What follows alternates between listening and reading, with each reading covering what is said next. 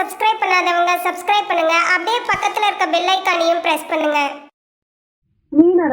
மீனராசியில பூரட்டாதி, உத்திரட்டாதி, ரேவதி நட்சத்திரக்காரங்க எந்த இடத்துக்கு, அதாவது எந்த ஆலயத்துக்கு போனீங்கன்னா உங்களுக்கு நன்மை நடக்கும். எந்த சுவாமிய அதிகமா வழிபாடு பண்ணீங்க அப்படின்னா உங்களுக்கு நன்மை கிடைக்கும். தேவ குருவான குருவை ஆட்சி நாயகனாகவும், அசுர குருவான சுக்கிரனை, அதாவது சுக்கிர பகவான உச்சாதிபதியாகவும் வச்சிருக்கவங்க 2 இடம்.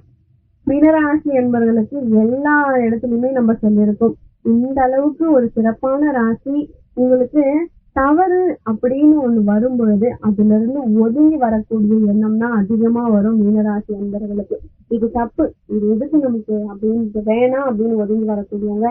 அதே நேரத்துல ஒரு செயல் நடக்கும் பொழுது அத 2 பேர் வழியிலுமே பார்க்கக்கூடிய ஆற்றல் இந்த மீனராசி என்பவர்களுக்கு இருக்கு. வாதம் பிரதிவாதம் 2 பேருக்கும் மையப்பகுதியில இருந்து பார்க்கக்கூடியவங்க, ஒரு தர்மவான், நியாயவாதி அப்படின்னு கூட சொல்லலாம் இந்த மீனராசி என்பவர்களை. கல்விக்கூடங்கள் இல்ல ஆலயங்கள் இத மாதிரி, அதாவது இந்த மீனராசி என்பவர்களை நம்ம சொன்னோம் அப்படின்னா உதவின்னு கேட்கக்கூடியவங்களுக்கு உதவி செய்யக்கூடிய உள்ளம் படைத்தவங்க தான். ஸ்தாபனங்கள்ல மேற்கொள்ளக்கூடியவங்களா இந்த மீனராசி என்பவர்கள் இருக்காங்க. மீனராசியில தர்ம காரியங்கள் நிறைய இடத்துல நீங்க ஹெல்ப் பண்ணுவீங்க. நிறைய விஷயத்துல அது உங்களுக்கு உதவியாகவும் திரும்ப வந்திருக்கும். தர்ம சிந்தனைவாதிகள் அப்படின்னு கூட சொல்லலாம். பல பேருக்கு கணக்கு போட்டு கொடுக்கக்கூடியவர்கள். நீ இந்த நேரத்துல நீ இதை பண்ணு, நீ இதை செய். கவுன்சிலிங் எடுக்கிறவங்க, அரசியல்ல இருக்கிறவங்க, ஒரு ரொம்ப ரொம்ப நல்லவங்க இந்த மீனராசி என்பர்கள் அப்படின்னு கூட சொல்லணும். ஏன்னா மீனராசி என்பர்கள் யாரையும் கெடுக்கணும் அப்படின்னு நினைக்கவே மாட்டாங்க. ஒரு கவுன்சிலிங் மாதிரி மற்றவங்களுக்கு ஆலோசனை சொல்லக்கூடியவர்களே இந்த மீனராசி என்பர்களா இருப்பாங்க. இத மாதிரி இடத்துல இருக்கக்கூடிய மீனராசி அன்பர்களே, இரவு பகல் பாராம உழைக்கக்கூடியவங்களும் நீங்க தாங்க. உழைப்பு எல்லாமே இத்தனை மணிதான், இதுக்கு மேல வேலை செய்யக்கூடாது அப்படிலாம் கிடையாது. எந்த வேலை கொடுத்தாலுமே அதை நமக்கு கொடுத்துருக்காங்க, அதை செய்யணும் அப்படின்ற தன்மை கொண்டவர்கள் இந்த மீனராசி அன்பர்கள்.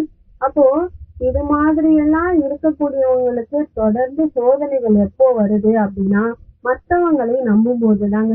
எக்கச்சக்கமா போய் தேவையில்லாம மாட்டிக்கிறது. அவங்க கொஞ்சம் என்கிட்ட சொல்லியிருந்தா நான் பண்ணியிருப்பேன், ஆனா அவங்க செய்வாங்கன்னு சொல்லிட்டு நான் இருந்தேன், ஆனா அவங்க எனக்கு கழுத்து வச்சுட்டாங்க அப்படின்ற வார்த்தை அடிக்கடி உங்களுக்கு வரும். அதே மாதிரி ஒரு பயணம் இந்த ஆளை கூட்டு போகாம இருந்தா நான் நல்லா இருந்திருப்பேன், இவங்களை கூட்டின்னு போனதால எல்லாத்தையும் மாத்திட்டாங்க, என்னால சொல்லவும் முடியல, எதுவுமே பண்ண முடியல அப்படின்ற மாதிரி. இவங்க வரலன்னா என்னுடைய பயணமே சிறப்பா இருந்திருக்கும், அவங்க வந்ததால இவ்வளவு பிரச்சனை ஆயிடுச்சு, ஒண்ணுமே பண்ண முடியல. இந்த மாதிரி இவங்களை நம்பிதான் இந்த சீட்டே நான் போட்டேன், எனக்கு பணமே திரும்ப வரல, இவங்களை நம்பி இந்த ஸ்கூல்ல சேர்த்தேன், இப்படி ஆயிடுச்சு, இவங்களை நம்பி நான் இந்த ஹாஸ்பிட்டலுக்கு போனேன். அதனால நல்லா தெரிஞ்சுக்கோங்க மீனராசி என்பவர்களே, இன்னொருத்தவங்களை நம்பி போனேன்னும் பொழுது எல்லாமே ஏமாற்றமா தான் இருக்கும். இது 1 நாள் 2 நாள் இல்லை, இதுவே தொடர்கதை தான். அப்போ நீங்க என்னதான் பண்ணணும், நீங்களாவே இருங்க, உங்களை நம்பி அவங்க வரட்டும். அப்போ நம்ம இறங்கி செய்ய வேண்டாம். போருக்கு அன்னதான சத்திரம் அப்படின்னு சொன்னா புண்ணியம் போதும். அதை இழுத்துன்னு போய் அன்னதான சத்திரத்துல விடணும் அப்படின்ற அவசியம் இல்லை. அப்படி விடும்பொழுது உங்களுடைய கதை மாறுது. உங்களுக்கு யாரும் உதவிக்கு வரவே மாட்டாங்க, நல்லா தெரிஞ்சுக்கணும். இது எந்த உறவா இருந்தாலுமே சரி, இதுதாங்க உண்மை. மீனராசி என்பவர்களே, இந்த சில வழிமுறைகளை நீங்க மாற்றிக்கொள்ளக்கூடிய ஒரு இடமா இருக்கு. அப்பதான் நீங்க பரிகாரங்கள் கூட உங்களுக்கு பலன் கொடுக்குது அப்படின்னே சொல்லலாம்.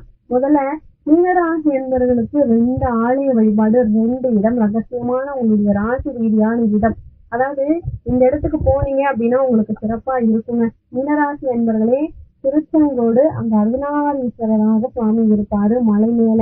அப்போ அர்த்தநாரீஸ்வரர் திருச்செங்கோட்டுல இருக்காரு. கண்டிப்பா நீங்க ஒரு முறையாவது சென்று வழிபாடு பண்ணுங்க. சேலம் அங்க சுகவனீஸ்வரர் அப்படின்னு ஒரு சுவாமி இருப்பாரு. சுகவனீஸ்வரர் சிவபெருமான். மீனராசியில பிறந்தவங்க இந்த வழிபாடு உங்களுக்கு மிகப்பெரிய மாற்றத்தை கொடுக்கும். அர்த்தநாரீஸ்வரரையும் திங்கட்கிழமையிலதான் வழிபாடு பண்ணணுங்க. அப்போ சுகவனீஸ்வரரையும் திங்கட்கிழமையில தான் நீங்க வழிபாடு பண்ணணும். மீனராசியில பிறந்தவங்க முக்கியமா ருத்ராட்சம் அணிகிற பழக்கம் வச்சுக்கோங்க, அது ரொம்ப ரொம்ப உங்களுக்கு நல்லதுங்க. அது மட்டும் இல்லை அப்படின்னா சந்தன மாலை போட்டுக்கலாம், இதுவும் உங்களுக்கு ரொம்ப ரொம்ப விசேஷமான ஒண்ணு. மீனராசி என்பவர்களே, நெற்றியில சந்தன பொட்டு வைக்கலாம், அதுவும் உங்களுக்கு சிறப்பானது. மீனராசியில பிறந்தவங்க கூடுதலா இன்னும் லாபத்தை பெறணும், அப்படின்றதுக்கு ஒரு நல்ல வழி அப்படின்னா நீங்க வந்து திருமலை திருப்பதி தரிசனம் கண்டிப்பா வந்து வருடத்தில் இருமுறை மேற்கொள்ளுங்க. மிகப்பெரிய மாற்றம் உங்க வாழ்க்கையில ஏற்படும். ஆனா திருமலை திருப்பதி சென்று வரும் பொழுது எதையுமே வந்து ஆதாயம் இல்லாம நீங்க போயிட்டு வரணும். சில பேர்லாம் வந்து பெருமாளுக்கு இதை கொடுத்தாதான் அதை கொடுப்பாரு, அது மாதிரிலாம் எதுவும் கிடையாது. போயிட்டு நீங்க பார்த்துட்டு வந்தாலே போதும். தரிசனத்துல ஆதாயம் தேவையே கிடையாது. இதை நீங்க ஞாபகத்துல வச்சுக்கோங்க. ஆனா திருச்செங்கோடும் சேலத்துல சுகவனேஸ்வரர் ஆலயமும் நீங்க தரிசனம் பண்ணும் பொழுது நிச்சயமா இந்த பிறப்பின் ரகசியத்தை உங்களால கண்கூடா பார்க்க முடியும். இந்த கோவிலுக்கு போயிட்டு வந்ததுக்கு அப்புறம் ஒரு ரகசியம் இருக்கும். சோ இதுக்காக தான் இந்த கோவிலுக்கு நம்ம போயிட்டு வந்தோமா அப்படின்ற மாதிரி, இது நடக்குதா அப்படின்ற மாதிரி உங்களுக்கே மனசுல தோணும். கண்டிப்பா வந்து இந்த காட்சி உங்க கண்ணு முன்னாடி வந்து நிக்குங்க மீனராசி என்பர்களே. அதே மாதிரி இந்த மீனராசியில பிறந்தவங்க குருவை வழிபாடு பண்ணணும். உங்களுக்கு பாடம் சொல்லி கொடுத்த வாத்தியார் கூட சொல்லலாம், இல்ல உங்களுக்கு பரீட்சைக்கு உதவிய வாத்தியார். நீங்கெல்லாம் வந்து படிச்சதுக்கு பிறகு யாரா இருந்தாலும் எல்லாரும் ஒரு காலத்துல ஸ்டூடெண்டா இருப்பாங்க. இன்னைக்கு 80 வயசு ஒரு ஐயாக்கு ஆகுதுன்னா அவரும் ஒரு இடத்துல ஸ்டூடெண்டா இருப்பாங்க. இன்னைக்கு ஒரு வாத்தியாரா ஒருத்தவங்க இருக்காங்கன்னா அவங்களும் ஒரு இடத்துல ஸ்டூடெண்டா இருப்பாங்க. அப்போ உங்களுடைய வாத்தியாருக்கு ஒரு மரியாதை. உங்களால எப்ப முடியுதோ அப்ப போயிட்டு நீங்க உங்களுடைய குருமாரை பாருங்க. கண்டிப்பா ஒரு மாற்றம் உங்களுக்கு ஏற்படும். அவங்க கிட்ட ஒரே ஒரு சின்ன ஆசீர்வாதம் வாங்குங்க. அந்த ஆசீர்வாதம் உங்க வாழ்க்கையில ஒரு பெரிய மாற்றத்தை ஏற்படுத்துங்க. மீனராசி அன்பர்களே, அவசியம் மீனராசியில பிறந்தவங்க ஒரு விஷயத்த கட்டாயம் பண்ணியே ஆகணுங்க. உங்களுடைய வீடுகள்ல மீனராசியில பிறந்தவங்க உங்களுடைய வீடுகள்ல உங்களுடைய ஜென்ம நட்சத்திரத்தன்னைக்கு ஒரு ஆயுள் ஹோமம் பண்ணலாம். இது ரொம்ப ரொம்ப நல்லது. தலைமை யார் இருக்காங்களோ அவங்க, அப்படி இல்லைன்னா குழந்தைங்களுடைய ஜென்ம நட்சத்திரம் ஆயுள் ஹோமம் பண்ணணும். அப்படி பண்ணீங்க அப்படின்னா சுபமான சில விஷயங்கள் வீட்டுல பண்ணும்பொழுது சுபமங்கல செய்திகள் வீட்டுல நடந்துகிட்டே இருக்குங்க. அதே மாதிரி எங்கேயாவது ஹோமங்கள் கலந்துக்கிற மாதிரி வாய்ப்பு கிடைச்சா கலந்துக்கோங்க. துஷ்ட ஹோமங்கள்ல கலந்துக்கவே வேண்டாம். துஷ்ட ஹோமம் அப்படின்னா ஏதாவது பெரிய அளவுல எல்லாம் பண்றாங்க பாத்தீங்களா, இரவுல செய்யறது, பயங்கரமா பண்றது, அதெல்லாம் வந்து கலந்துக்க வேண்டாம். நல்ல விஷயங்கள், ஒரு ருத்ர ஹோமம் நடக்குது, இல்ல ஏகாத சமுத்திர ஹோமம் நடக்குது அப்படின்னா நீங்க வந்து பண்ணிக்கலாம். முருகனுக்காக ஒரு ஹோமம், இல்ல கும்பாபிஷேகத்துக்காக ஒரு ஹோமம், திருமணம் ஆகிறதுக்காக ஹோமம் நடத்துறாங்க, சுயம்பர கலாபார்வதி ஹோமம், கலந்துக்கோங்க. ஆனா துஷ்டமான பரிகாரங்கள்ல மீனராசி அன்பர்கள் செய்யவே வேண்டாம்.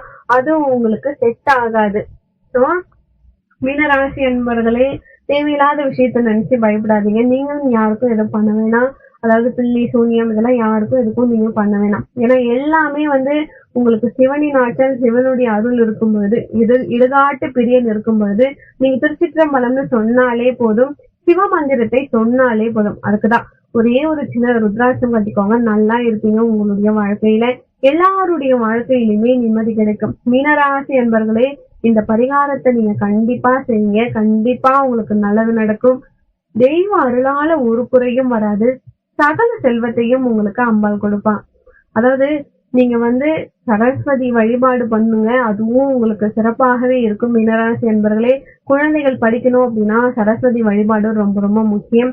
அப்படி பண்ணும் பொழுது உங்களுடைய குழந்தைகள் நல்லா படிப்பாங்க. கல்வியில எந்த ஒரு தடங்களும் வரவே வராது.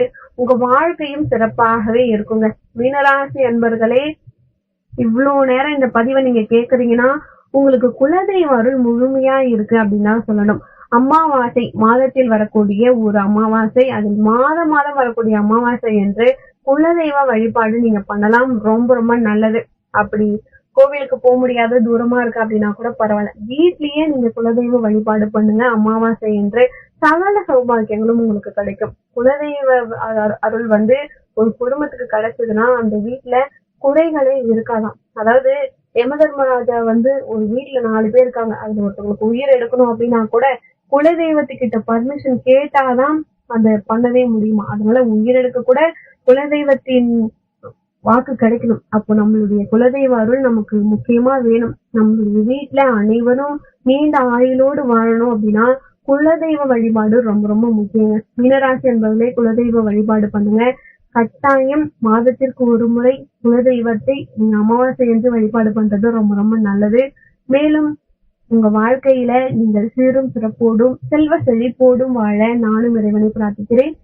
மேலும் தகவலுக்கு எங்க சேனலை மறக்காம சப்ஸ்கிரைப் பண்ணுங்க. நன்றி.